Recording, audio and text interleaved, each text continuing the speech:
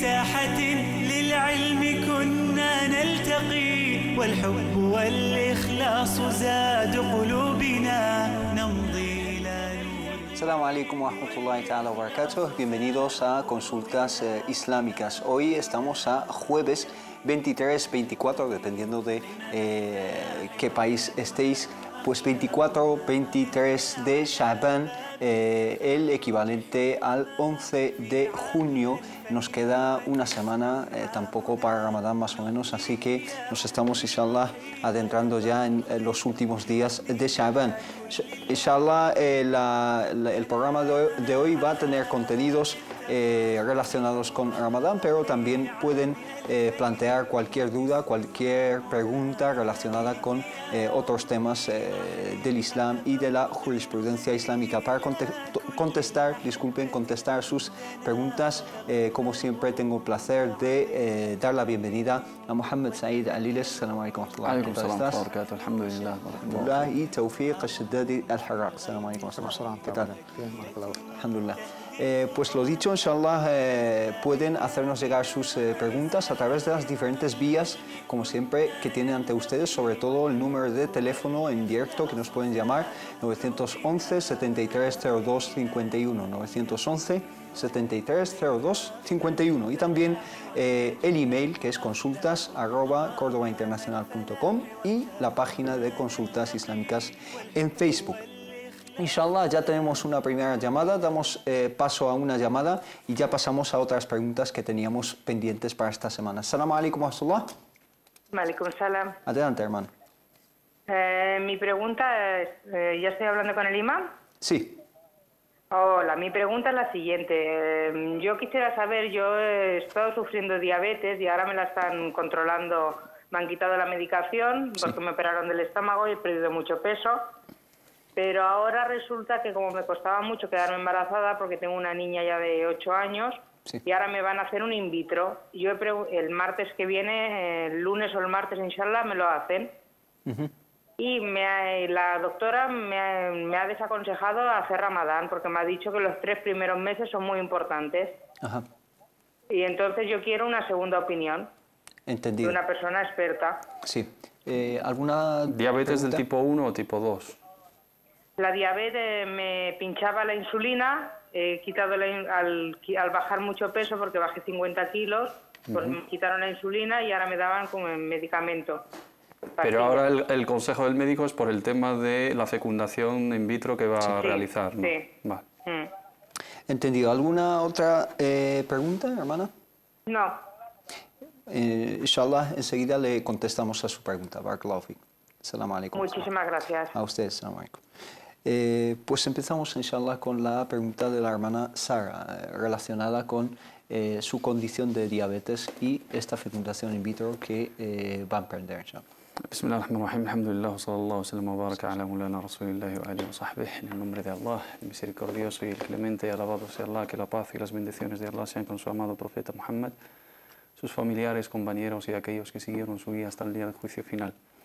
La hermana, según el caso que nos plantea, no debería ayunar, ¿no? Por doble razón. Primero, bueno, esa diabetes, aunque sea transitoria y está controlándola, pues puede tener riesgo de recaída, pero también la cuestión más importante es el tratamiento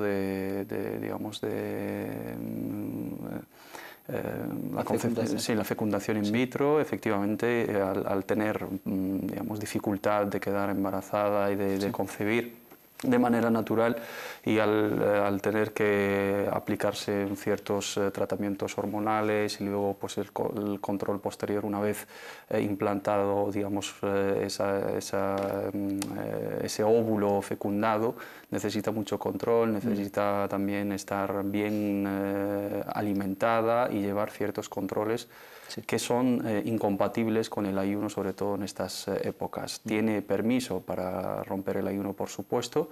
Se considera una persona que tiene una excusa jurídica válida totalmente. Luego, inshallah, cuando ya pase esa fase de riesgo en su embarazo y se encuentre bien de salud, pueda recuperarlo perfectamente, compensando los días que ha faltado, y tendrá su recompensa, inshallah ta'ala. Pero sostengo la opinión, digamos, de su médico, que no debería ayunar. En este caso, ya que los médicos le dicen que en caso de ayunar, esa fecundación o digamos, ese feto puede sufrir, digamos, riesgos, ¿no crees que no solo está permitido, sino que debería? Debería, por supuesto. Hay muchos hermanos, se nos plantean muchas consultas en este aspecto. Muchos hermanos se sienten con digamos, un remordimiento de conciencia y se sienten tristes porque o están enfermos o tienen, digamos, una patología crónica o están pasando por algún problema de salud estos días y dicen, pues es que ¿cómo voy a faltar al ayuno, al pilar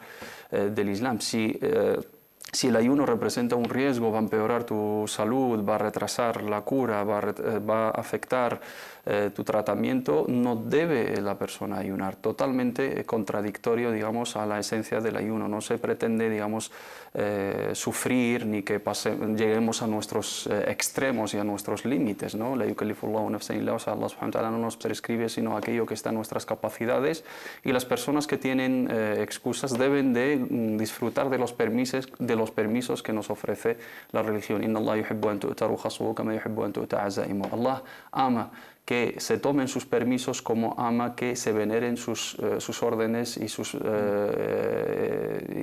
los preceptos, ¿no?, que nos ordenan. De la misma manera que tenemos que cumplir en nuestros estados normales, en nuestras situaciones normales, donde no tenemos ningún impedimento de salud ni ninguna excusa jurídica, debemos de cumplir con las órdenes, nuestras obligaciones, etc. Pero en los momentos que estemos en una situación especial, sea por problemas de salud, sea por otras razones, debemos de hacer caso a esos permisos, a esas facilidades que nos aporta nuestra religión.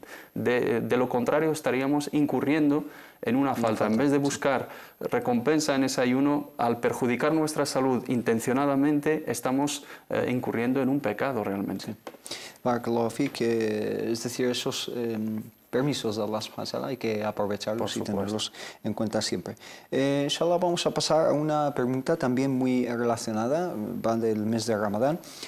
Una hermana, Naima, nos dice: Assalamu alaikum, hermanos, me gustaría que me resolviesen una duda, por favor. Una familiar tiene análisis de sangre simple el viernes después de Ramadán. Ella pregunta si se rompe el ayuno en este caso. Yo creo recordar que no, porque el año pasado yo tuve una extracción de sangre y un imán me dijo que no invalidaba el ayuno. Ella pregunta lo mismo: ¿puede hacerse los análisis de sangre y seguir en estado de ayuno el resto del día? Barakallahu fikum. Pues sí, la hermana tiene toda la razón, su opinión es la más correcta y la sólida. Cualquier análisis de sangre, pues alhamdulillah, no invalida su ayuno, que continúa su ayuno.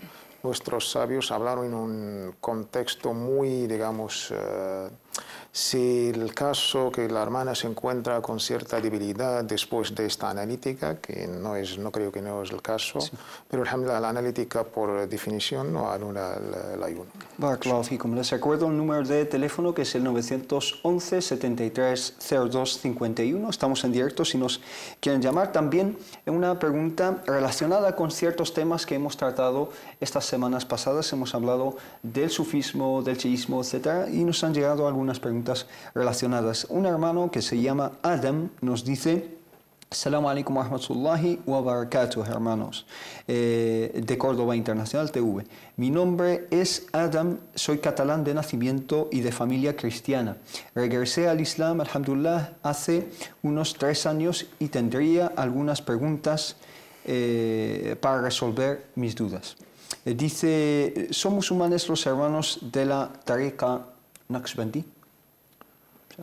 Si son musulmanes. Musulmanes, sí, si se consideran musulmanes los hermanos que siguen la Tariqa Naqshbandi, que es una tariqa conocida dentro del sufismo. Nuestra metodología, que es la metodología de Ahl-Sunnah wal Jama'a, es nunca declarar a nadie como no musulmán en el aspecto específico determinado, decir fulanito, menganito es kafir, es fuera del círculo del Islam. Lo que denominan nuestros sabios de tekfir al-muayyan, ¿no?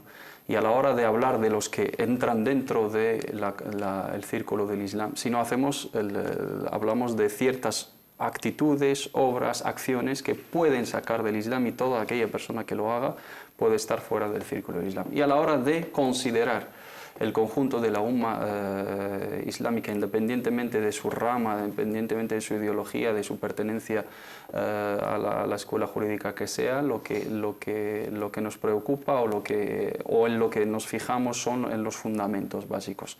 Si este grupo se llame así o se llame de otra manera, mientras crea en Allah y crea en la profecía del profeta Muhammad sallallahu alaihi wasallam, reconozca el sagrado Corán, reconozca la sunna del profeta Muhammad sallallahu alaihi wasallam y reconozca lo sagrado en el Islam y los pilares de la fe, y no contradice nada de esos fundamentos, en términos generales todos los grupos que entran en ese círculo son musulmanes. Luego, a la hora de juzgar ciertas actitudes, ciertas acciones, ciertas creencias, ciertas ideologías o filosofías en concreto, se juzga ese hecho en sí o la persona que lo adopta, como tariqa, como conjunto de personas que siguen una metodología, ¿no?, de espiritualidad, mientras no violen ni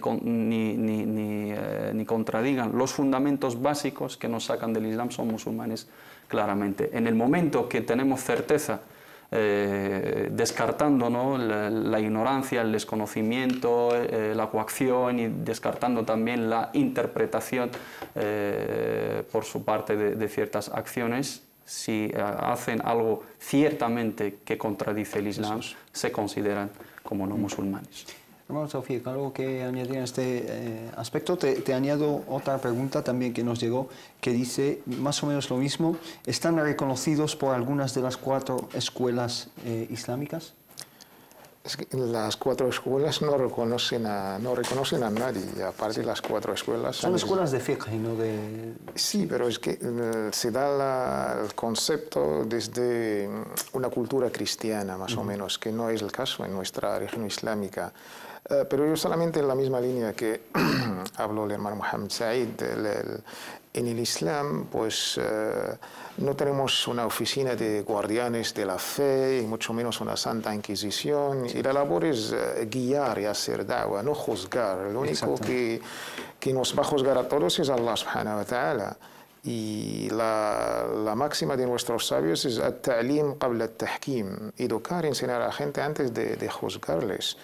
2, la tariqa naqshbandiyya o la orden naqshbandí es una orden de Ahlus Sunnah al Jama'a, es algo que ya es muy conocido en la historia. En el siglo XIV, su fundador Shah Baha'u'ddin Naqshband fundó esta Bukhari, esta orden, esta cofradía sofí, que era un sabio. Y de ahí, junto con las cofradías sofías... Pero cuando dices cofradías ya estás utilizando un lenguaje que realmente pues no es una tariqa, islámico. para entendernos. Sí. Una tariqa, y lo curioso de esta tariqa es que todas las tariqas ponen una cadena, una silsila, y esta silsila termina siempre en Ali ibn Abi Talib, salvo ellos, los naqshbandis. Ellos empiezan a partir de Abu Bakr. Y por supuesto Muhammad sallallahu alaihi wasallam es la fuente del imán, como un dínamo que ya esta espiritualidad pues va llegando hasta el sheikh actual, el wali, el murshid, el guía espiritual, que es Sheikh Muhammad Nazim al-Haqqani, que es de Chipre. Sí. Y después de estar fundada por ahí, por las tierras asiáticas y europeas, han tenido su auge durante el Imperio Otomano. Se le agradece mucho trabajo de da'wah, muchísima gente han aceptado el Islam y ahora está extendida en toda Europa y América. Los Balcanes. Y los Balcanes, que han hecho un gran trabajo de da'wah, lo mismo que han hecho otras tariqas en África, subsahariana. Sí. Que muchísima gente aceptó el Islam. Todo lo que es este marco que han puesto nuestros sabios, los 5 pilares del Islam, los 6 pilares del Imán, y el ma'lumu min ad-din bid-darura, los 3 campos de las creencias, el ibadat y la moral y la ética. En esto, alhamdulillah, todos somos musulmanes.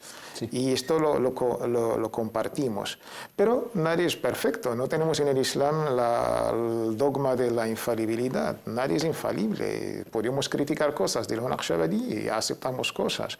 Y entre lo que, alhamdulillah, compartimos, pues trabajamos y colaboramos y cooperamos en lo consensuado entre toda la umma. Y las cosas que criticamos, pues hay que abogar por el nasiha, por el buen consejo, por la buena exhortación, teniendo siempre como objetivo principal nuestra hermandad como musulmanes.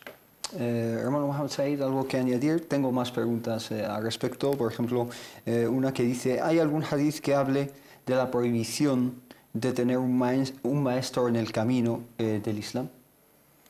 Tampoco hay ningún hadith que llama a tener un maestro. Que sea obligatorio. Que sea obligatorio, ¿no? Eso es una metodología sufí de, haciendo analogía de el heredero del profeta Muhammad sallallahu alaihi wa sallam, ese guía espiritual, ese imam murshid, ese líder espiritual, ¿no? Que hace la misma función que la función del profeta Muhammad sallallahu alaihi wa sallam. Esto es una tradición sufí, ¿no? De las escuelas de la espiritualidad, tener una referencia, tener un reflejo, tener un ejemplar humano para seguirle, sobre todo los que han llegado a un estado de pureza, pero tampoco hay ningún texto que nos obliga a todos tener una referencia. Nuestra referencia es el profeta Muhammad sallallahu alaihi wa sallam y nuestros salaf salih, que son los sahaba del profeta Muhammad sallallahu alaihi wa sallam y las primeras generaciones, y todo aquel que sigue el camino del Islam correcto, ¿no? Allah subhanahu wa ta'ala, cuando habla del wali, cuando habla de sus aliados, ¿no? De la élite, de sus allegados cercanos, dice: inna awliya Allahi la khawfun alayhim wa la hum yahzanun alladhina amanu wa kanu yattaqun. Cualquiera que cumpla con estos dos requisitos es un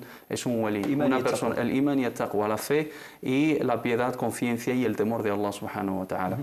Adaptar tu vida acorde a la voluntad de Allah y su profeta, y tener fe en Allah y en su profeta y en el conjunto de los fundamentos del Islam. No hay ninguna alea, ningún hadith directamente que nos llama, tampoco lo prohíbe, pero en el sentido de adoptarlo como forma de vida y que todos tenemos que integrarnos en ese formato de tener todos una referencia, y esa referencia para nosotros es sagrada, infalible. Ahí ya estamos hablando de otros terrenos totalmente ajenos a la pureza del Islam. Pero si simplemente hablamos de sabios, profesores, maestros, que por su bondad, que por su conocimiento, por la confianza que depositamos en ellos, por el bien que han hecho por nosotros, pues seguir sus recomendaciones, aprender de ellos, de lo bueno de ellos, porque son digamos, mortales, son personas que cometen errores, que cometen pecados. Partiendo de la base de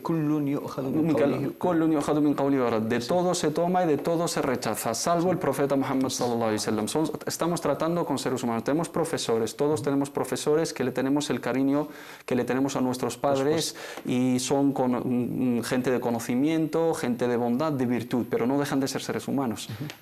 Aprendemos de su experiencia, de su conocimiento, tomamos sus consejos, pero las cosas que contradigan o no son del todo correctas, o hay otras opiniones más sólidas o más ciertas, basadas y decididas de la sunna del profeta y del libro de Allah, pues ese es nuestro camino. Y optamos por ello.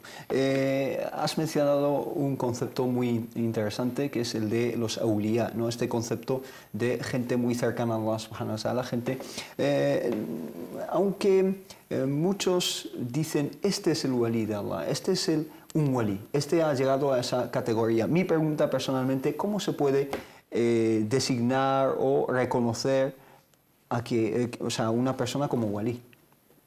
Hay que dejar claro en nuestros fundamentos de la aqida, de nuestra creencia, que el wali y junto con el karamat, algo que es, alhamdulillah, consensuado por el profeta Muhammad sallallahu alaihi wa sallam, por varias áreas coránicas. Los awliya existen y Allah los ha, alhamdulillah, otorgado ciertas cosas, lo que llamamos karamat, pero dentro de su justa medida. Y la famosa área que mencionó Mohamed Said es digamos, la referencia.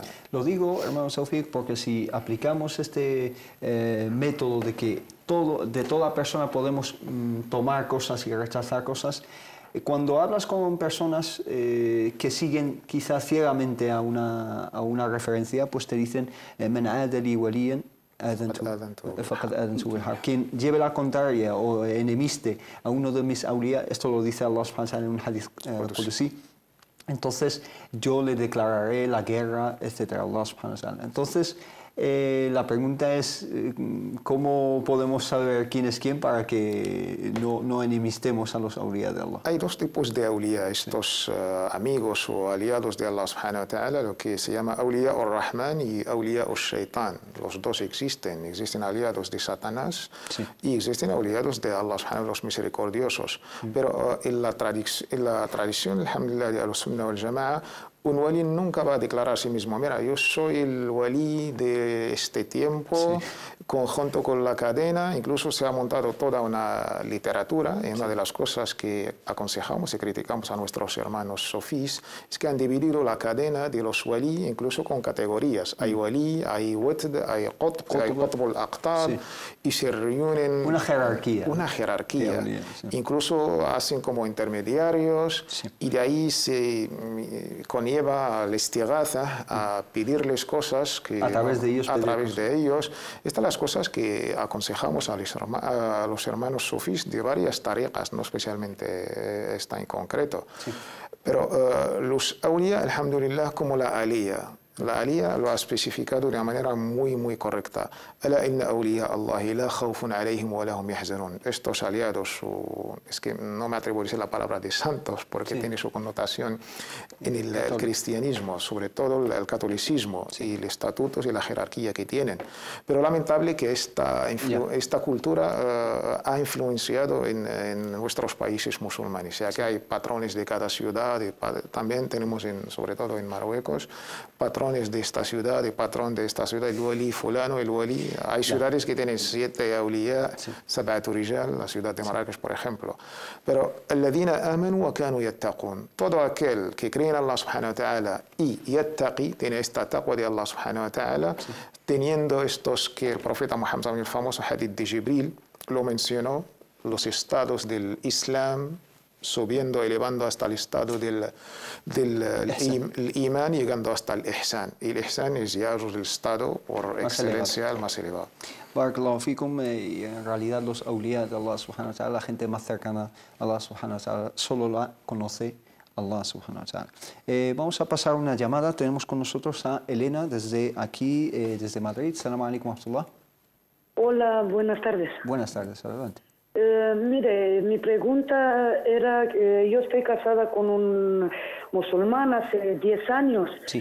Todavía a mí no me ha convencido la religión de cambiarme, pero sé que mi marido es muy devoto, ¿no? Cree mucho en su religión, entonces quería saber si en algún caso lo afecta a mi marido. Que usted no entre en el Islam, ¿cómo le afecta a su marido? Exactamente. Entendido. ¿Alguna otra pregunta, Elena? No, muchísimas gracias. A usted, muchísimas gracias. Antes de pasar a la pregunta de Elena acerca de su matrimonio, ¿querías añadir algo acerca de este tema, hermano? Sí, uno de los signos que nos desvelan que la persona no es walí es que la propia persona se declare como tal. Si cualquier persona dice, soy walí, ese es el primer signo claro de que es un charlatán, un farsante. Sí. Y aparte los criterios o los signos que Allah subhanahu wa ta'ala ha puesto como señales de esa categoría son signos ocultos que no podemos determinar. Habla de fe y habla de taqwa. Sí. La fe es algo secreto y el taqwa es algo secreto también. Y mientras todos estemos viviendo, todos estamos expuestos a la desviación, todos estamos expuestos al pecado, todos estamos expuestos a awar del basharía, ¿no? Los factores humanos comunes que pueden el cambio y todos nos pueden ocurrir, ¿no? Abdullah ibn Mas'ud radiyallahu anhu tiene un consejo de oro que tenemos que tener como lema a la hora de tratar con las personas, sobre todo los que tenemos como referencias. Man kana mustannan falyastanna biman mat fa inna al-hayya la tu'manu alayhi al-fitna. Quien quiere tomar a alguien como referencia, que se tome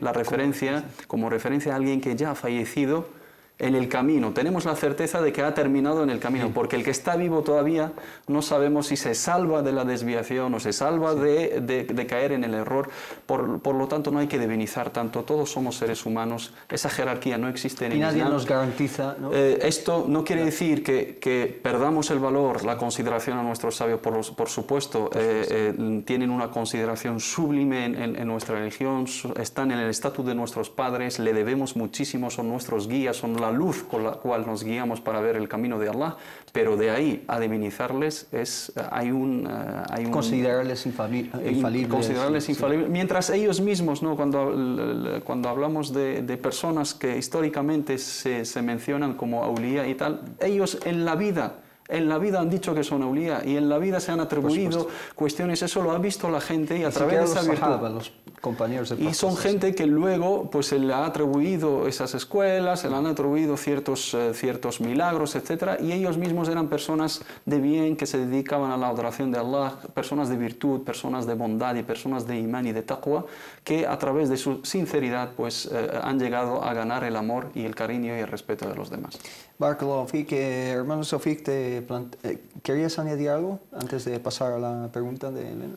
Sí, en el mismo tema. Es que una de las cosas que aconsejamos a nuestros hermanos sofís es la teoría del sheikh o del wali, el murshid. Este sheikh es que insisten en su obligatoriedad. Si no tienes un sheikh, estás perdido. Y la única puerta abierta para llegar a Allah subhanahu wa ta'ala es tener este sheikh. Si no tienes sheikh, no llegarás a ser no sé qué. Por supuesto, porque algunos de ellos, no queremos generalizar, por supuesto, creen en esa cadena, ¿no? De hasta Ali, y el profeta sallallahu decía, pero de una manera, yo soy la ciudad del conocimiento, como una condición, ponerla como una condición. Alhamdulillah, esta cadena existe en los muhaddithin, en el Corán, es una cadena noble, y incluso los sabios tienen el rango de warathatul anbiya, según el famoso hadith, heredores del profeta Muhammad sallallahu alaihi wasallam, pero con el trato debido de respeto de todo esto, sin darle nada de divinización. Incluso se narra un hadith que es falso y no tiene ninguna autenticidad. Que no tiene un sheikh, un guía espiritual, un wali, el Satanás será su sheikh. Pero esto es gravísimo. Sí. En las ijazas del Sagrado Corán, en lo que es la cadena de transmisión que tienen los recitadores, llega Allah subhanahu wa ta'ala y vas tomando el Sagrado Corán de la boca de tu profesor, de tu maestro y él de los suyos, hasta llegar a los sahaba, al profeta, los profetas, el profeta Muhammad sallallahu alaihi wasallam, a Jibril, an Rabbil Izzati Jalla Jalaluhu. Si hay una cadena excelente y noble y de oro, dorada, es la cadena del Sagrado Corán. Nunca hemos visto un recitador del Sagrado Corán decir que yo soy la exclusividad, digamos, las llaves de la puerta de Allah están en mi mano. Esto yo creo que ya entramos en un ámbito de demagogia, de falsedad, que yo creo que el Islam es libre de ella. Barakallahu fikum. Pasamos a la llamada de John desde Alicante. Salam alaikum. Hola, John. Sí, buenas tardes. Buenas tardes, adelante. La pregunta es la siguiente. Sí.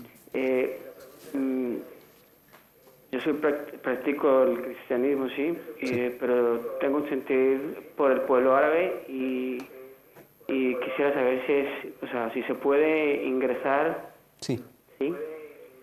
Si hay algún problema en eso, o sea, de que tenga conocimientos cristianos y quiera luego ingresar a la doctrina de ustedes. ¿A la doctrina, disculpe? Sí, a la doctrina. Islam. Del Islam, sí. Está preguntando si es posible y cómo se hace o... ¿John? Sí, o sea, podría hacer eso, si hay algún impedimento. Entendido. ¿Alguna otra duda? No, solo eso. Muchísimas gracias, John. Enseguida le contestamos. Gracias, Ana Marco. Bueno, empezamos con la pregunta de Elena y luego pasamos a la pregunta de John. No obstante, solo lo podemos hacer después de una pequeña pausa de publicidad y volvemos enseguida. Salam alaikum.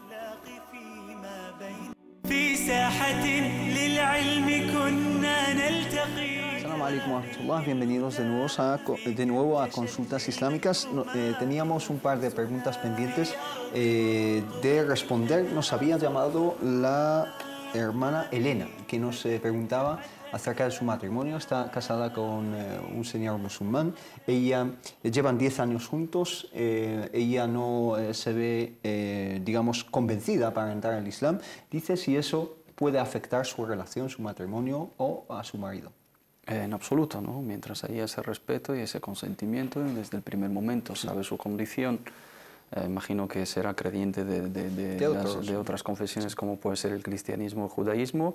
Es más, el Islam le obliga al marido a respetar su creencia, no coaccionarle, no obligarle a creer. El Islam reconoce la libertad religiosa, sobre todo en el ámbito matrimonial. Él como musulmán debe de facilitarle sus prácticas y ser comprensivo en este sentido y ayudarla y si hace falta llevarla incluso a la iglesia a llevar su práctica, etcétera.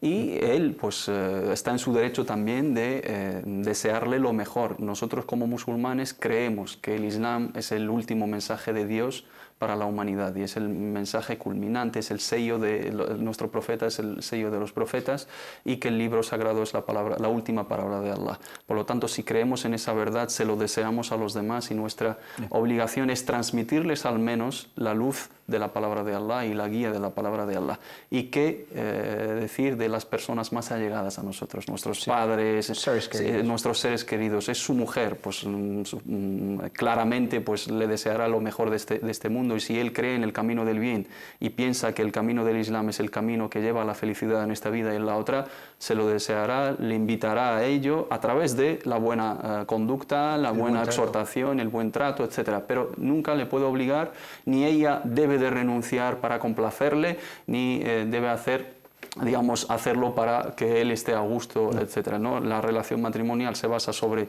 la aceptación mutua, sobre los sentimientos, sobre el afecto, el cariño, la misericordia y el amor y el buen trato y los lazos familiares, hijos, proyectos en común, más allá de la confesión. Pero él, si le invita al Islam, está en su derecho y ella está en su derecho de seguir en su confesión. En el momento que se sienta convencida, pues las puertas del Islam están abiertas y su marido pues será su mejor ayuda para ello. Inshallah, barakallahu fik.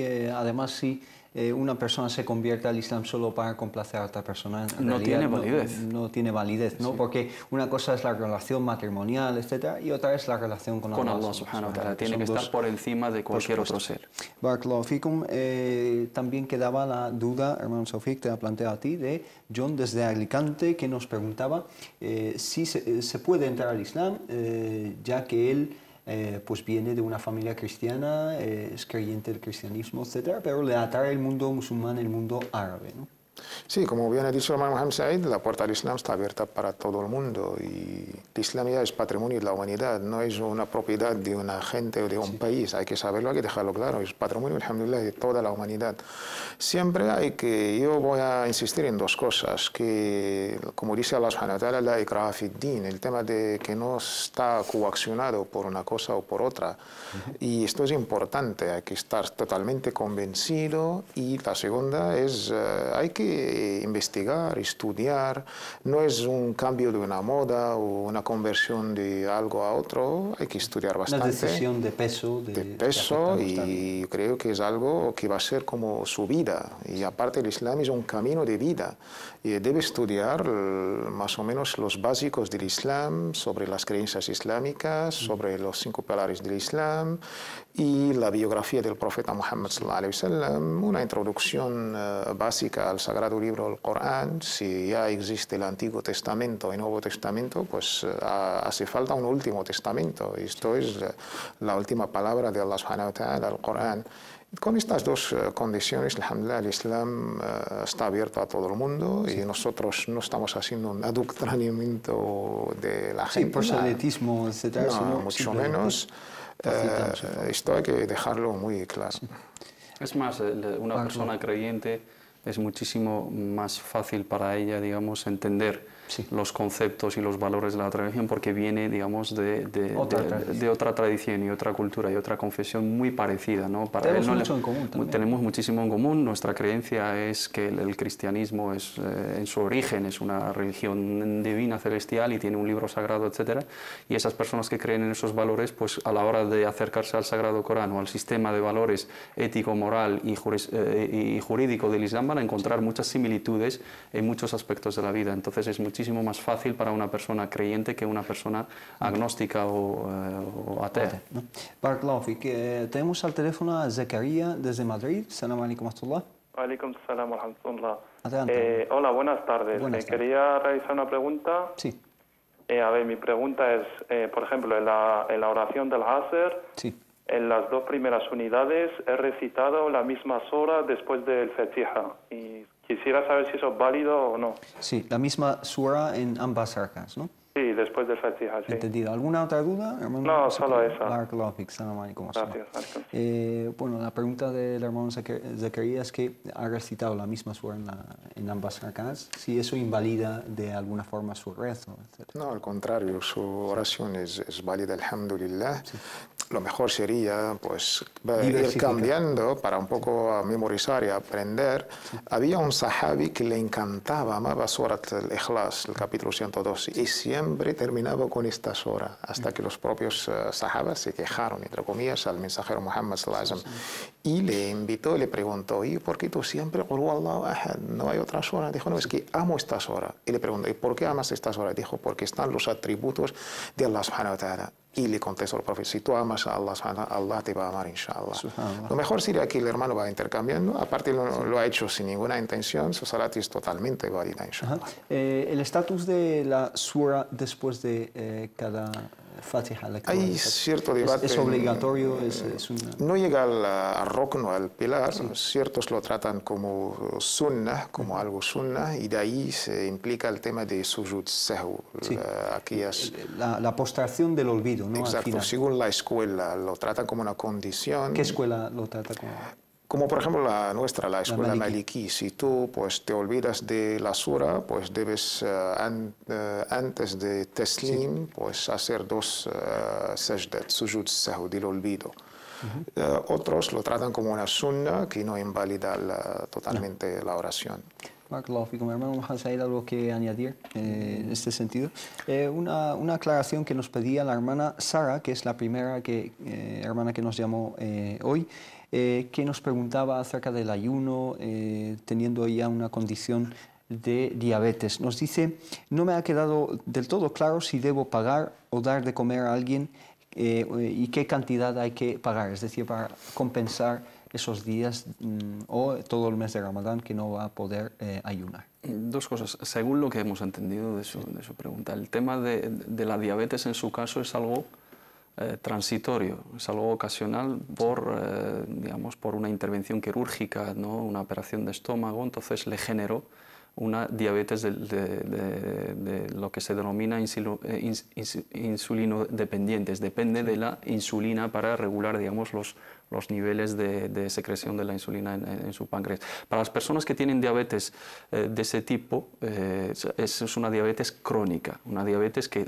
se trata a través de la insulina, necesitan una ingesta de calorías en determinados momentos, etc. Entonces el ayuno es incompatible con esa patología. Y hay incluso personas que utilizan la insulina que no necesitan, digamos, la ingesta de esos alimentos en determinados momentos y pueden tolerar perfectamente el ayuno. Si es el caso de que es una enfermedad crónica que no va a remitir nunca y siempre depende de la insulina y siempre dependerá de la ingesta de ciertas comidas en ciertas horas dentro de las horas del ayuno, no ayuna y no recupera el ayuno, sino paga la fidia, paga la cuota por cada día de ayuno. Son 30 días, paga por 30 días la cantidad de su gasto medio en comida. Aproximadamente estamos hablando de 3,5 euros hasta 5,5 y en función de su capacidad económica. Si es una persona que tiene mucho dinero y gasta diariamente en su comida 15 euros, pues debe de sacar 15 Multiplicar euros. 30 por 15. Eso es, si es una persona,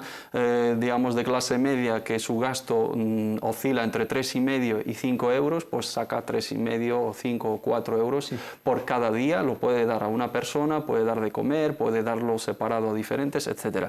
Si su enfermedad es transitoria, no es marad muzmin, no es una patología crónica, sino es transitoria, ocasional, esporádica, que hay esperanza de cura, ¿no? Es algo que le ha pasado ahora, pero ella dice que se lo están tratando ahora con medicamentos, a través de pastillas o con ciertas dietas. Entonces no es una diabetes crónica, sino es algo pasajero.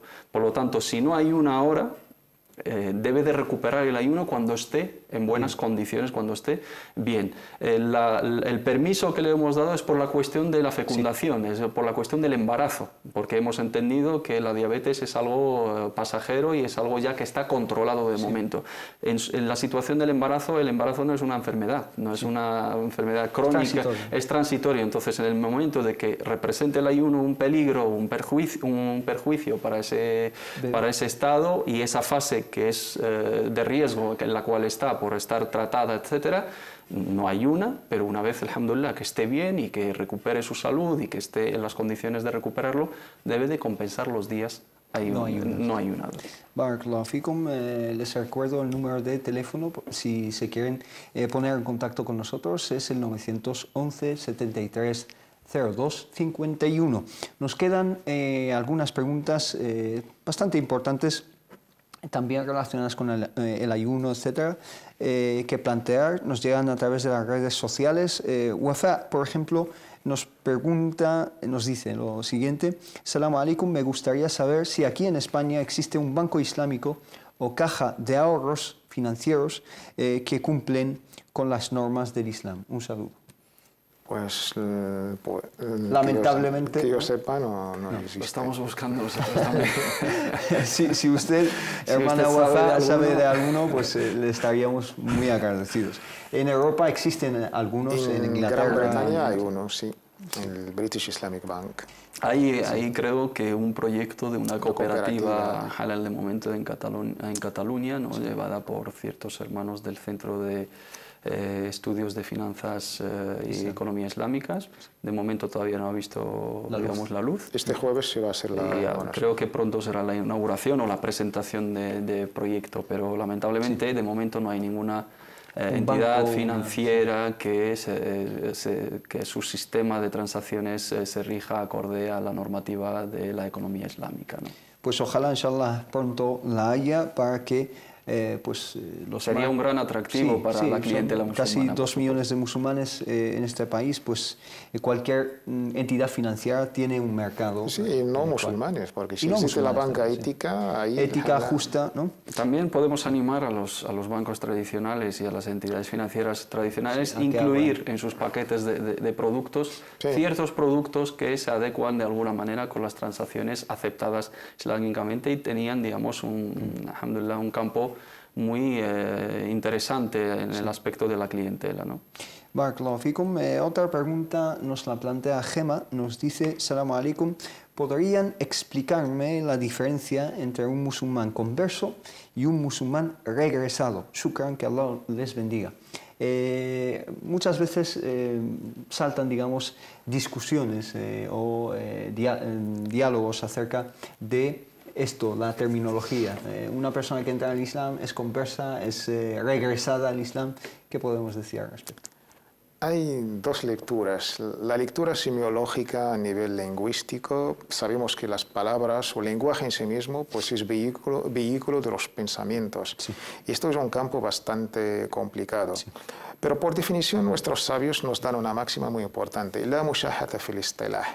No importa la terminología, lo importante es el contenido. ¿Qué significa el concepto, el significado que das a cualquier término?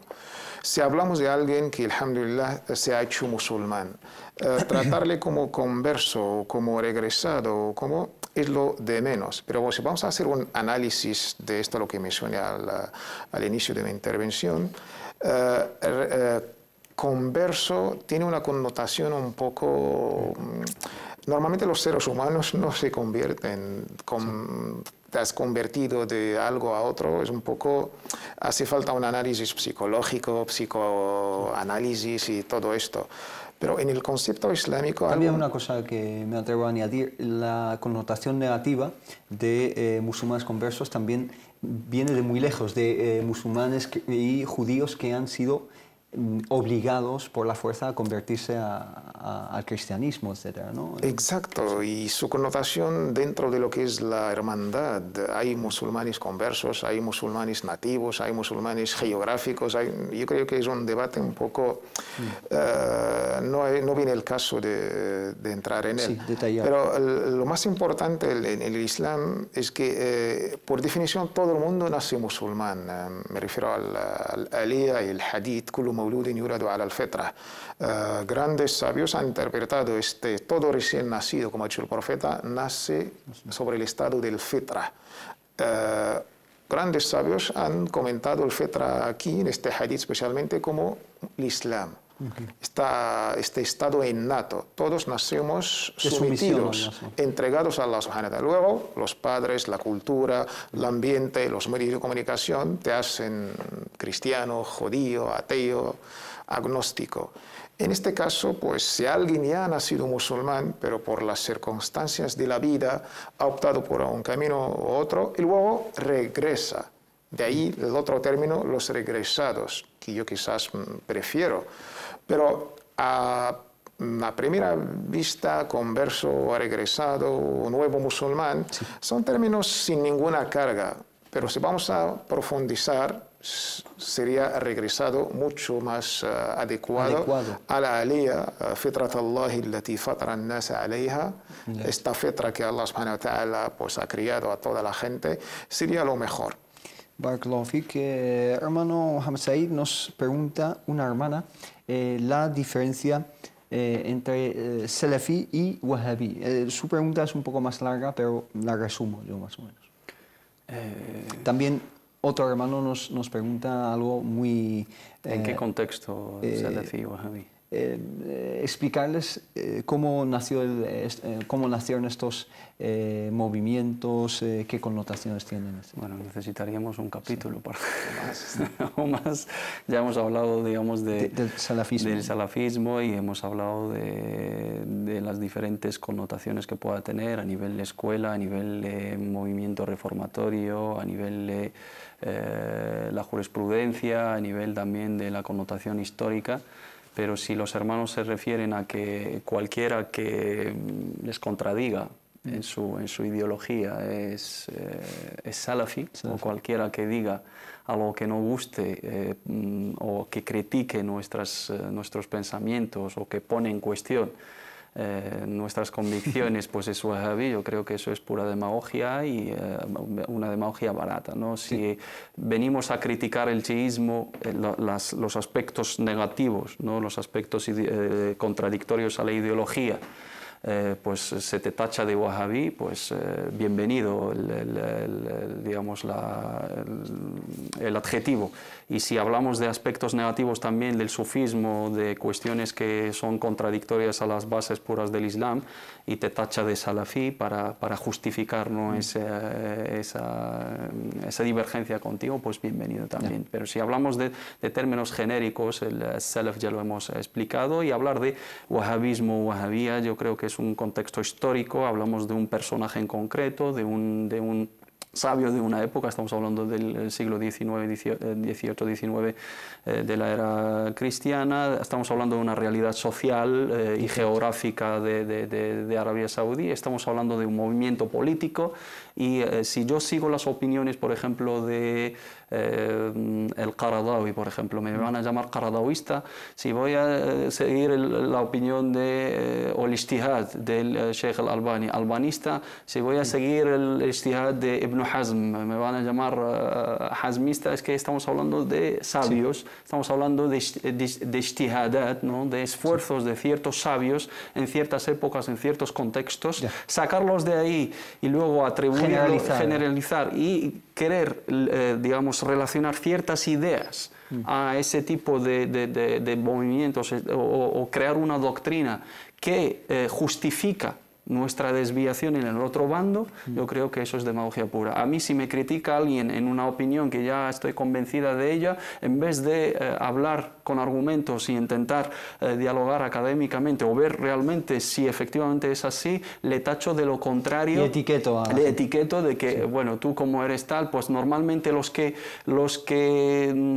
divergen con estas corrientes son de la corriente salafí en su connotación negativa. Entonces tú eres salafista, tú eres salafí. Si por decir la verdad me vas a tachar de salafí, bienvenido. Ya. Si por decir lo que dice el Corán y el Sunna me vas a tachar de wahabí, bienvenido. Pero si por decir la verdad también o por abrir la puerta y al diálogo o lo que sea me vas a llamar sufí, pues también bienvenido. Mientras estemos en el marco del Kitab y Sunna y de Manhaj, los sabios, ¿no? La metodología de los sabios de la Umma, no nos limitamos a una escuela en concreto, sino los sabios que han tomado las fuentes de legislación, las fuentes principales consensuadas por la Umma islámica, bienvenidos. Las etiquetas no tienen sentido, sino cuando hemos hablado de ciertas ideologías era para... Y no hemos generalizado. No hemos generalizado nunca, ni con el chiismo, ni con el sufismo, ni con los neomu'tazilís, ni con los coraníes. Sí. Cada uno, hemos hablado de la ideología, hemos hablado del transcurso histórico, hemos hablado de las diferencias, hemos hablado de los puntos de desacuerdo con las fuentes de Al-Sunnah wal Jama'a y nunca nos hemos atribuido la verdad ni, digamos, afirmamos tener el monopolio de la verdad. Disculpa. No, digo, si la pregunta va en esa línea, esa es la contestación. Pero si es conocer la historia de esas corrientes, yo creo que ya hemos hablado largo y tendido de ello en otros capítulos. Sí, de hecho hemos dedicado un capítulo entero a hablar de la historia. Y estamos en contra de los fanatismos y los extremismos, tanto en un bando como en otro. Como también hemos salido en crítica y desmarcándonos de los movimientos terroristas como es el ISIS, como es Al-Qaeda y todas esas ramas, también estamos en nuestro derecho y en la obligación de desmarcarnos de los extremistas en las otras ideologías opuestas. Si aceptamos esto, debemos aceptar lo otro. Si rechazamos lo otro, debemos de rechazar lo otro también. Barakallahu fikum, estas etiquetas, etcétera, incluso nosotros que hablamos desde este canal, pues se nos han, digamos, atribuido diferentes etiquetas simplemente por hablar acerca de diferentes escuelas, tanto en el chiismo, en el sufismo, y nunca hemos generalizado, pero por el mero hecho de hacerlo ya automáticamente, como bien has dicho, hemos caído en esa categoría, digamos, de salafí o de wahabí, etcétera, etcétera. La pregunta concretamente de la hermana, a ver si la encuentro, decía que ha leído hace poco que el wahabismo ha aparecido en Arabia Saudí y que podemos decir al respecto. Lo he leído hace poco y no me gustó lo que leí, pero tampoco me fié mucho, pero os lo pregunto por si acaso. Parece que saudí es sinónimo ya de wahabí, es decir, una persona saudí, cualquier persona que aterrice en el aeropuerto de Barajas aquí en Madrid y que venga de Arabia Saudí ya de por sí es wahabí. Estas generalizaciones realmente absurdas hacen bastante daño. Bastante daño. Generalizar no es la medida islámica de hacer este tipo de nasiha. Dos, ¿qué conocemos de este sabio, de esta corriente? Hay que estudiar su literatura, sus libros, pero básicamente antes de entrar en estos debates, si son debates a nivel científico, académico, bienvenido sea, pero si son debates estériles para separar y dividir la umma de lo que ya está dividida, yo creo que tenemos cosas más importantes, el desarrollo, lo que está sufriendo el mundo musulmán, nuestra juventud, hay cosas primordiales mucho más importantes que estos debates que no hacen más que dividir a la umma. Nos llamamos musulmanes, esto por orden divina de Allah subhanahu wa ta'ala, por desde ya nuestro padre, el padre de todos los profetas y mensajeros, Abraham, la paz sea con él, nos llamó musulmanes. Y de ahí la mejor palabra para catalogarnos es musulmán. En este caso, si tú me preguntas, yo no soy ni salafín, ni sufín, ni suní, ni shií, soy musulmán y punto final. Pero si vamos a hablar de entender escuelas y corrientes, e incluso pues tendencias dentro de lo que es la historia del Islam y los musulmanes. Alhamdulillah, hubo esfuerzos intelectuales de interpretar los textos jurídicos del Corán y la Sunna, y de ahí surgieron, alhamdulillah, los Hanafis como escuela, los Malikis como escuela, los Shafi'is, los Hanbalis, más de 20 y pico escuelas, aunque la gente solamente piensa que hubo solamente 4 escuelas. Pues de la misma manera, en el final del siglo XVIII, hubo un sabio, un gran sabio reformador, que es el Imam Muhammad bin Abdul Wahhab. Y de ahí, en su contexto del siglo XIX, hubo él hecho una reforma de las ciencias. Hablar de este contexto, pues cualquier ser humano, por sabio que es o por lo que es, pues alhamdulillah, la máxima que tenemos es kullun yu'khadhu min qawlihi wa yurad. Pues aceptamos de este sabio lo que está de acuerdo con el Islam y rechazamos lo que no está acorde con el Islam, sea quien sea. Esto es una base, nos ha dejado el profeta Muhammad sallallahu alaihi wasallam, lo ha confirmado el Imam Malik y ya es un lema que debemos seguir. Y esto es importante. No debemos caer en la lógica de Iblis. Ana khairun minhu, mi escuela es la mejor, como dijo Iblis, yo soy mejor que Adam. No tomo de nadie más. Esto es una desviación que Además, caemos. Yo me atrevo a decir que, por supuesto, como musulmanes tenemos que incluso aceptar la verdad en lengua de los no musulmanes. Incluso una persona no musulmana, cuando diga la verdad, pues tenemos que aceptarla como nuestra, ¿no?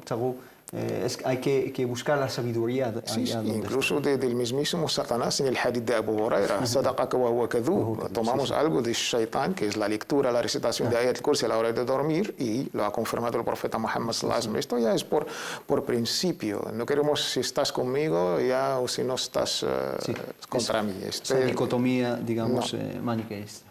Hermano Mohamed Said, una pregunta relacionada que nos la planteó un hermano que nos envió una lista de preguntas relacionadas realmente con el sufismo, pero lo último que dijo es lo siguiente: ¿quién es capaz de dudar de la fe islámica de una tariqa? Y nos dice, a no ser eruditos salafistas o wahhabistas. Lo mismo que dije antes, ¿no? Cualquiera que pone en cuestión ciertas ideologías de las cuales estamos totalmente convencidos y ciegos, ya le tachamos de lo contradictorio. Ahí está la cuestión. Nosotros al hablar del chiismo no hemos generalizado, hemos hablado de sectas desviadas. Cuando hemos hablado de Ahl-Sunnah wal Jama'a, ISIS y Al-Qaeda afirman ser de Ahl-Sunnah wal Jama'a, sí. Afirman ser los mejores de Ahl-Sunnah wal Jama'a, los verdaderos de Ahl-Sunnah wal Jama'a. Nosotros, que nos consideramos de Ahl-Sunnah wal Jama'a, hemos salido públicamente a decir, esta gente no son de Ahl-Sunnah wal Jama'a porque están en el extremo. Si hablamos de los extremos en la otra parte, si me preguntas del chiismo, también hemos hablado en este espacio de que no todos son iguales, ni todos son kufar, sino hay sectas. Hemos hablado del Karamita, hemos hablado del Hashashin, hemos hablado de Ismailía, hemos hablado de tal y cual y cual. Ciertos grupos, por su ideología, por su creencia, por sus desacuerdos con las fuentes de la misma, por lo que piensan en el Corán, por lo que piensan en las madres de los creyentes, las mujeres del profeta, por lo que piensan en los sahaba, pues nuestras fuentes dicen que esta gente está fuera del círculo consensuado. Hablamos lo mismo de los otros grupos. Entonces, si te picas ajos come, como se dice vulgarmente el refrán español. Por lo tanto, si tú no te ves en el bando de los radicales, no te des por aludido. Si tú no te ves en el bando de los radicales aquí criticados, no por nosotros, por el conjunto de la umma, pues no te des por aludido. Si no estás, cuando decimos no todas las tarijas están fuera del Islam, ni todo el sufismo es desviación, salvo estos, si tú estás con ellos es tu problema. Sí. Si tú estás en ese marco criticado por nuestras fuentes, no es el problema de los que lo critican, sino estamos haciendo un juicio académico, no entramos en juzgar a las personas, por supuesto, ni sacamos ni metemos a nadie en el infierno ni en el paraíso, porque ni nosotros sabemos si vamos a estar ahí, ni tenemos las llaves de ello. Por lo tanto, recurrir a la etiqueta fácil de que eres salafista o eres radical o eres de tal, también hay otros que nos tachan de liberales y de Islam light. Por lo tanto, si estamos en el medio y los radicales por aquí te insultan y los radicales por el otro bando te insultan, es que estás en el centro y esto es lo ideal. Lo correcto, ¿no? nos quedamos sin tiempo, solo me queda despedirme de vosotros y daros las gracias a Mohamed Said Alias. Muchísimas gracias, Barakallahu Fik, y Tawfiq Siddiq. Muchísimas gracias, Barakallahu Fik, por todo, y a ustedes muchísimas gracias por habernos seguido, haber participado con nosotros, e inshallah volvemos el lunes que viene con más consultas islámicas. Assalamu alaikum wa rahmatullahi ta'ala wa barakatuh.